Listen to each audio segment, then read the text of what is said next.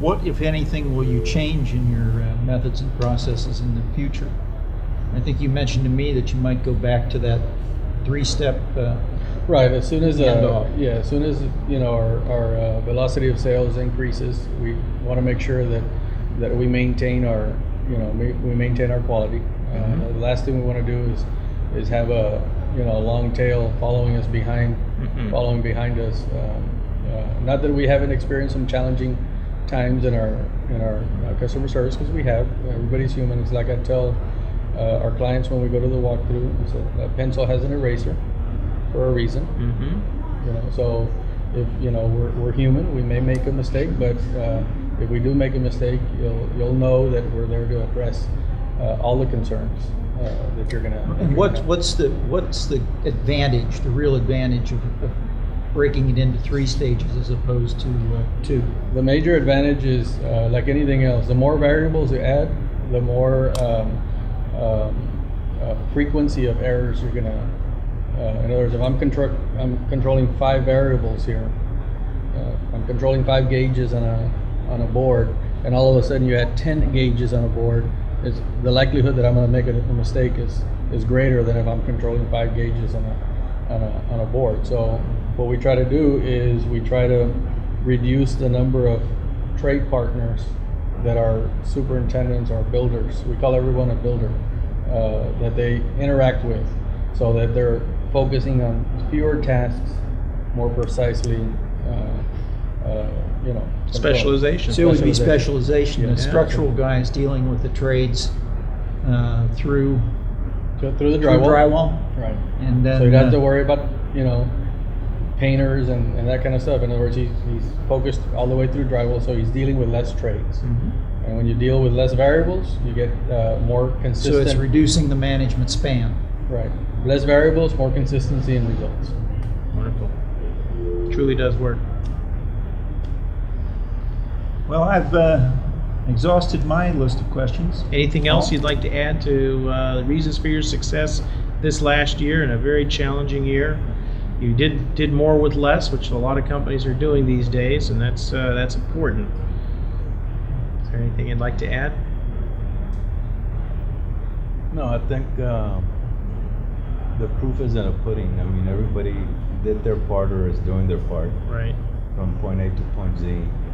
And I guess one of the other key points to being successful is listening to what the customer needs are, and sometimes listening to what they're not saying.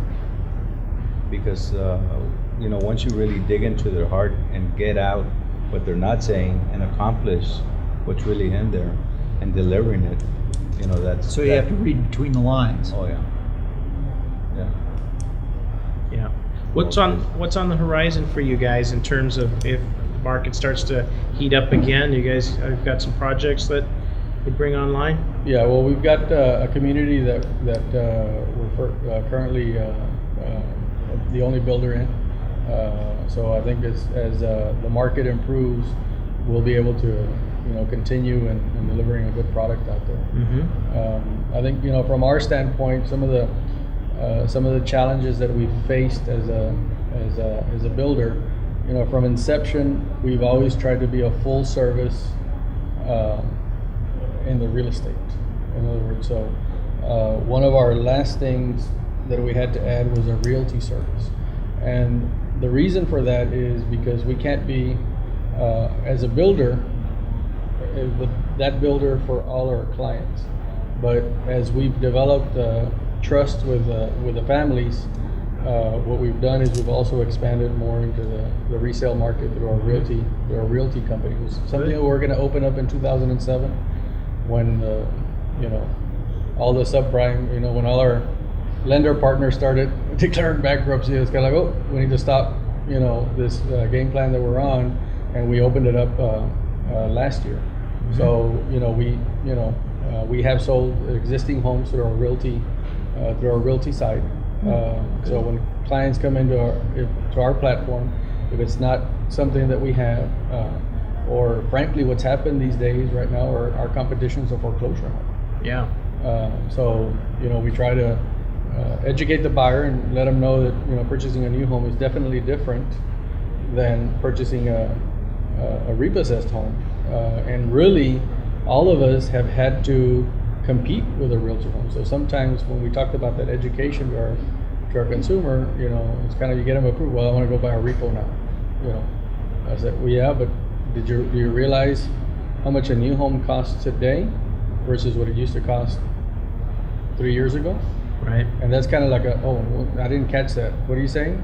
Well, yeah, let's look at our pricing from 3 years ago, and let's look at our pricing today. Right, because a builder can reposition the product, and now you can get it to be very competitive, and you can have a brand new product as opposed to dealing something that's a mess. Right, and we're not cutting corners on the product, but we're teaming up with our trade partners, and everybody's you know, taking the excess that accompanies you during those growth periods. I mean, I don't care who it is, if they tell you they didn't have any excess in 2006, they were not being totally honest. Yes, oh, absolutely. What percentage of your sales are FHA now? Oh, 99.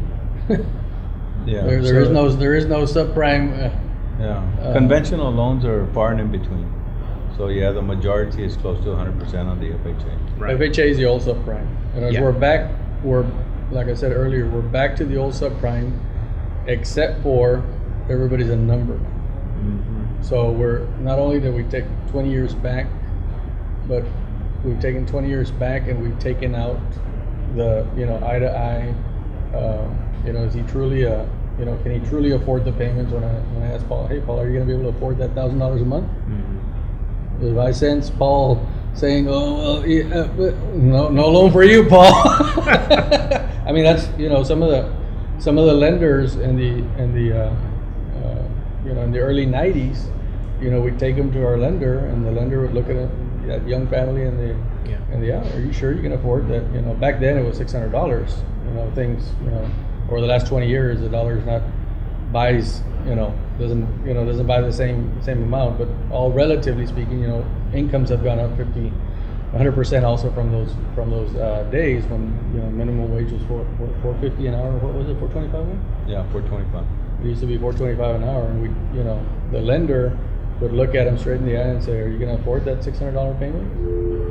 And if he sensed, you know, any hesitation on that family's ability to make that payment, it was kind of like, well, you know, we really need to shop for a lower payment. How important has it been to have this federal tax credit? I was telling Paul earlier today that I'm not probably a good indicator on that tax credit, but it definitely did help in our closings and starts in October and November, because it was running out. So it's kind of like all the people that were trying to look for a repo and all this other stuff, all of a sudden said, I really need to consider, you know, buying a new home, because I'm going to lose out on that $8,000. And in some cases, you know, right now they're still fresh in people's minds, the fact that, you know, one of their friends or family members has lost a job. So, you know, for some, you know, you can talk to a wife about it. It's like you tell them, well, the $8,000 is going to go away. Let it go away. I'm more concerned with, you know, whether I can buy the home or that I get the right home and that kind of stuff. So for some, it's for the majority, I'd say it's helped, but there's still that 20% of the buyers that, you know, the $8,000 is fine and dandy, but I'm going to be buying that home for 30 years. You know, so yeah, well, yeah. Whether they've got the tax credit or not, if they don't have the qualifying score, they're out of luck. Right? Yeah, well, I'm talking about people that are approved. Yeah, I mean, you know, but their confidence is low because of the unemployment, which is continuing to rise, which is a problem, and that'll be more fundamentally damaging for our housing market than anything else. So.